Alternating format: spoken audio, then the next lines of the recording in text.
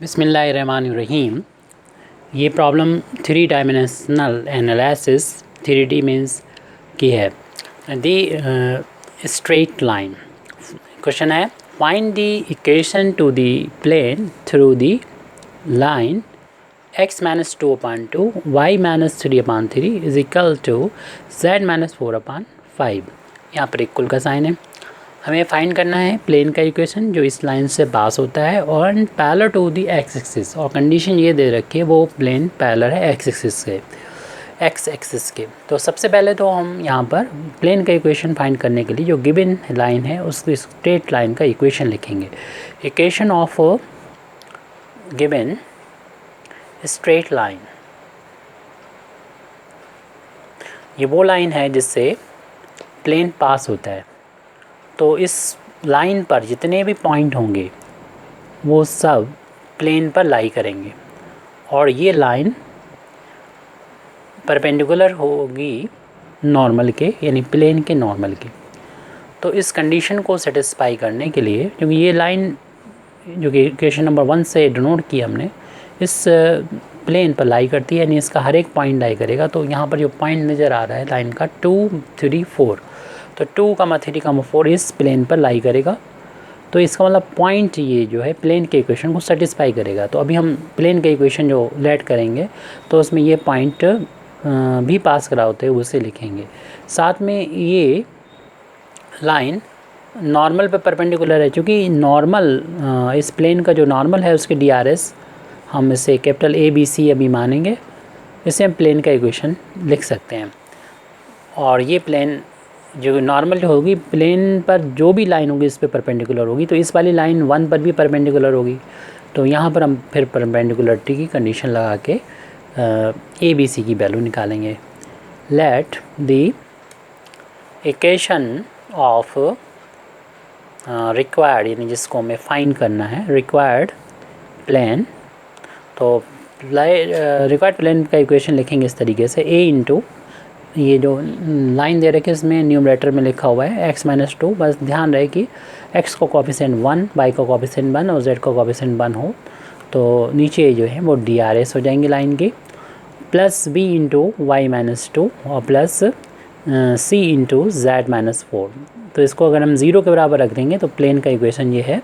और साथ ही साथ इसमें ये भी लिखना होगा विद, क्या है वो बाद में बता देंगे, पहले हम इस बात को क्लियर कर दें। ये पॉइंट 2, 3, 4 है, 2, 3, 4। ये अगर यहाँ पुट किया जाए तो राइट हैंड साइड में 0 आ जाएगा, लेफ़्ट में 0 आ जाएगा, राइट के बराबर आ जाएगा। तो इसका मतलब ये पॉइंट इस इक्वेशन को सेटिस्फाई कर रहा है। ये एक पावर में x/z में एक पावर में इक्वेशन है, तो ये प्लेन के इक्वेशन को डिनोट कर रहा है जो इस पॉइंट से जा रहा है। यहाँ तक क्लियर है। अब इसके DRS क्या होना चाहिए, किस कंडीशन को सेटिस्फाई करना चाहिए, उसके लिए ये कंडीशन ये है कि ये लाइन जो है इस नॉर्मल में परपेंडिकुलर होती है। नॉर्मल के DRS ABC हैं, इनके DRS जो लाइन में नीचे लिखे 2, 3, 5, 2, 3, 5 है। और जब परपेंडिकुलर दो लाइनें होती हैं तो उनकी परपेंडिकुलरिटी की condition A1 A2 B1 B2 C1 C2 बराबर 0 होता है। तो इसको यहाँ पर अप्लाई कर देंगे। तो विद इसी के साथ लिखना होता है फॉरन। तो यह है 2, A प्लस 3 इंटू इसमें B और प्लस उसका 5 इसका C, 5 इंटू C बराबर 0। इस कंडीशन को अप्लाई करके हम लोगों ने ये लिख दिया, इक्वेशन 3 डाल दिया।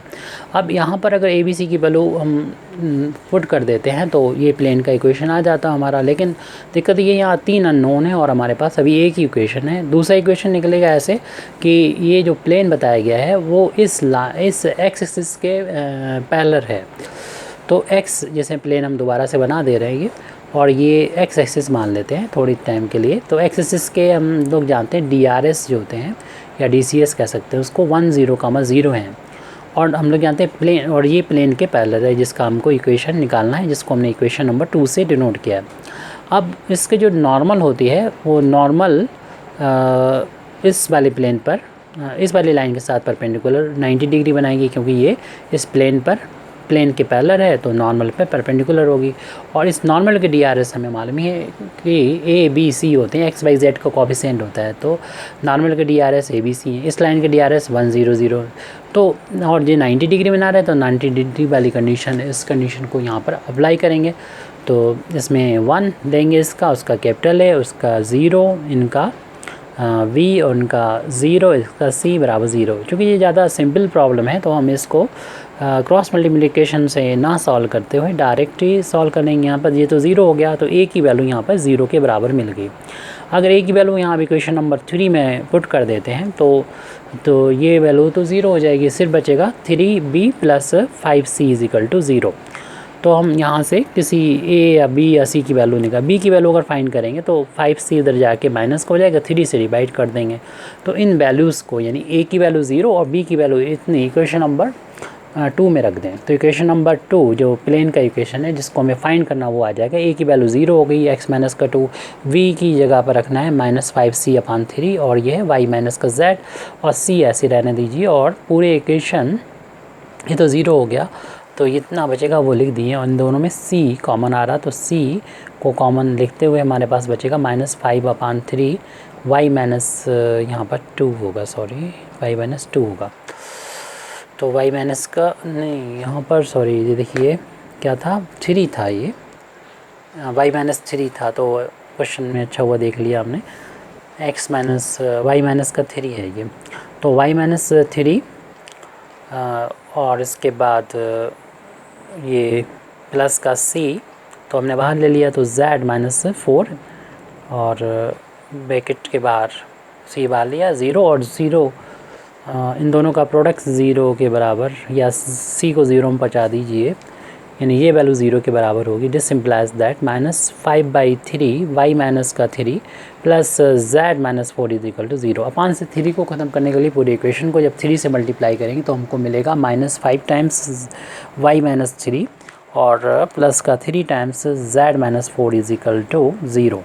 अब यहाँ पर -5 से पूरी इक्वेशन में इसमें मल्टीप्लाई करेंगे तो माइनस का 5/, माइनस प्लस का 15 प्लस 3z और माइनस का 12 = 0।